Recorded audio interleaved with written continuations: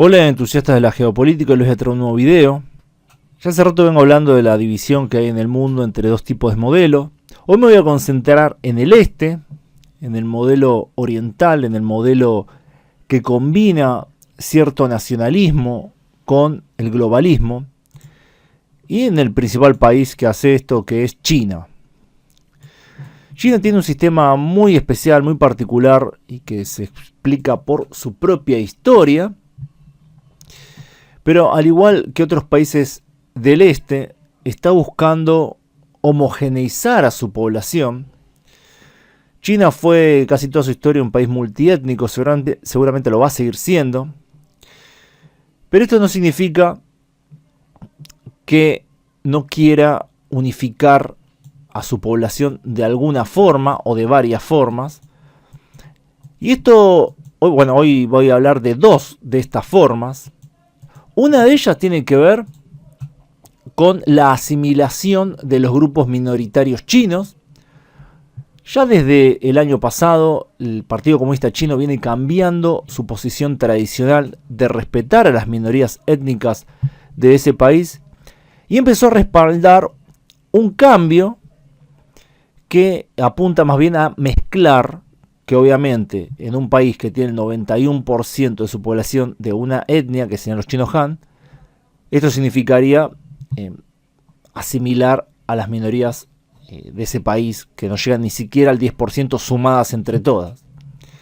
Las políticas del Partido Comunista Chino fueron cambiando. Tenemos que al principio, cuando se estableció este partido, tenía una política muy pro minorías. Se presentaba como el defensor de las minorías frente al Partido Nacionalista Chino, que tenía la visión de unificar China, de que hay solo una China, mientras que el Partido Comunista defendía a la China multiétnica. No mantuvo la misma política siempre. De hecho, durante la Revolución Cultural, muchas minorías fueron atacadas, algo que luego de esta se revisó esta política nuevamente y se volvió a esta visión más tolerante, más multicultural de lo que es China. Pero hay otro cambio reciente en el cual se busca, como dije al principio, más bien buscar una unificación de China. Este cambio hacia una política asimilacionista y unificadora de la población china viene desde antes de 2022, obviamente, y podemos verlo claramente en la provincia de Xinjiang, donde se apunta a asimilar a los uigures. Si bien se dice oficialmente que se quiere mantener la tradición, la cultura uigur, en realidad sería más bien un paso hacia su asimilación. No se quiere mantener realmente la cultura uigur como es, sino una versión que sea compatible con el estado que hay actual en China. Pero bueno, obviamente no son los uigures musulmanes los únicos que sufren estas políticas. También tenemos a los budistas tibetanos, que sufren estas políticas también de asimilación. También en la gente de Mongolia Interior, donde hay minorías, obviamente los mongoles.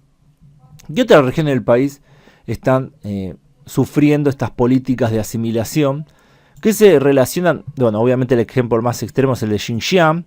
Después tenemos el caso del Tíbet, que no llega a los niveles de Xinjiang, pero también ahí podemos ver las políticas que, obviamente, una de las políticas, ¿cuál es? Enviar colonos Han hacia esas zonas para que cambien el panorama demográfico del área. También promover los matrimonios mixtos, especialmente la de los hombres Han con mujeres de las minorías.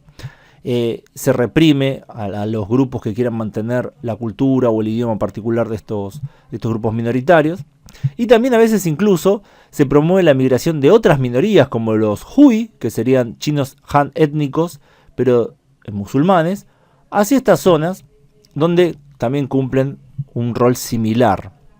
Claramente toda esta visión también está marcada por la propia historia del comunismo y de los partidos comunistas. Está el espejo en el cual se mira a China, que es la Unión Soviética, y cómo ese país colapsó justamente en gran parte por las tensiones nacionalistas y étnicas internas. Así que para evitar esto, también el Partido Comunista Chino pareciera ver en la asimilación como un método de evitar esos problemas. Pero no solo es en la parte cultural o étnica que el Estado chino está poniendo énfasis actualmente, sino que también tenemos la parte legal. Un tema interesante es el de Hong Kong, cómo Hong Kong volvió a manos chinas, y originalmente se pensó en un país, dos sistemas, en el cual la soberanía iba a volver a China, pero se iban a respetar las formas políticas y económicas de Hong Kong. En los últimos años vimos que esto no es así, y los juristas chinos están basando las doctrinas actuales jurídicas de ese país en probablemente uno de los más importantes juristas de la historia, que fue Carl Schmitt. Carl Schmitt se destacó justamente por su gran conocimiento de las leyes y de su doctrina que ponía a la soberanía por encima de las libertades. Esto fue usado por la Alemania nazi. De hecho, Carl Schmitt fue miembro del partido nazi un par de años. Y esto la verdad que le sirve muy bien a lo que quiere hacer China actualmente. Por ejemplo, en el caso de Hong Kong, lo que se hace es usar el mismo principio de un país, dos sistemas para atacar las libertades democráticas y liberales que le quedan a los ciudadanos de Hong Kong. Entonces se argumenta que la parte de un país es más importante que la de dos sistemas. En esta parte de los dos sistemas entrarían las libertades y todos los derechos, mientras que en la parte de un país entraría la parte de la soberanía, que según la visión de Schmitt es más importante que las libertades. Así que podemos ver claramente un impulso en distintos ámbitos, en el ámbito de las políticas hacia las minorías, en el ámbito jurídico y en otros más, para unificar definitivamente a China en todos los aspectos. Y esto tiene que ver con este momento histórico, obviamente. También tiene que ver con que las naciones asiáticas y de otros lados del mundo estaban rezagadas con respecto a las naciones occidentales que ya habían hecho este proceso mucho antes. Hubo una unificación en todos los países europeos, una asimilación de las minorías.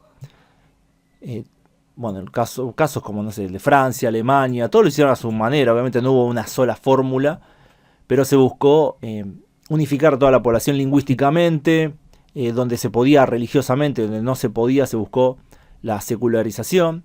Y China, al igual que otros países de Asia, está intentando hacer esto. En otro video me voy a referir al caso de la India, que lo está haciendo de otra forma. China sigue, como todos los demás países asiáticos, el ejemplo de Occidente, el ejemplo de Europa, y quieren llevar a cabo las mismas políticas, muy rezagados, siglos después de que lo hizo Europa, siglos después de que lo hizo Occidente, y hacerlo de una manera bastante acelerada. Esto yo creo que puede traer bastantes problemas. De hecho, los está trayendo problemas políticos, problemas con las minorías, problemas sociales graves. Habrá que ver si estas políticas funcionan y se termina de unificar China en una nación homogénea, o si por el contrario todos estos esfuerzos más bien despiertan sentimientos separatistas en las minorías y también inclusive dentro de la gran mayoría étnica Han. Yo creo que se está ignorando esta cuestión. Este tipo de gobiernos autoritarios a veces ponen demasiada confianza en que la estabilidad por sí sola ya es suficiente para que la población esté contenta. Yo creo que a veces las cosas van por otro lado, pero bueno, esto obviamente está por verse. Por ahora el sistema chino tal y como está funciona y es uno de los poderes más importantes del mundo y el segundo polo de poder geopolítico detrás de Estados Unidos. Así que bueno, espero que les haya parecido interesante este video. Pónganme si les gustó y compartan si creen que vale la pena compartir. Bueno, les dejo la pregunta: ¿qué otro país ustedes están viendo que está llevando a cabo estas políticas de unificación y asimilación internamente? Los leo en los comentarios. Gracias a todos por su tiempo y gracias especiales a quienes colaboran con el canal en Patreon, donde pueden acceder a contenido exclusivo, además de aparecer en los agradecimientos del video de este canal y mi otro canal, Ultra Argentina. Nos vemos pronto, saludos.